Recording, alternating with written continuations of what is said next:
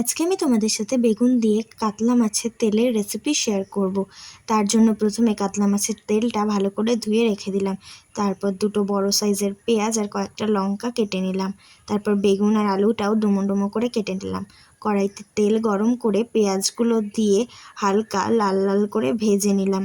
পেঁয়াজগুলো হালকা লাল লাল করে ভাজা হয়ে গেলে হলুদ গুঁড়ো, লঙ্কা গুঁড়ো, জিরে গুঁড়ো আর ধনে গুঁড়ো দিয়ে কিছুক্ষণ মশলাটা ভালো করে কষিয়ে পরিমাণ মতো জল দিয়ে দিলাম।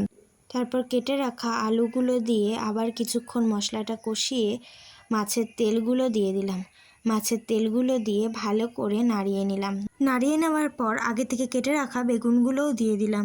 তারপর আরও কিছুক্ষণ কষিয়ে নিয়ে কেটে রাখা কাঁচা লঙ্কাগুলো দিয়ে দিলাম। তারপর তেল ছেড়ে দিলে বেগুন দিয়ে কাতলা মাছের তেল একদম তৈরি। ভিডিওটা ভালো লাগলে লাইক, কমেন্ট, শেয়ার এবং সাবস্ক্রাইব করে দেবেন। আমাদের অ্যালফাবেট সিরিজ খুব তাড়াতাড়ি শুরু হবে। Thanks for watching.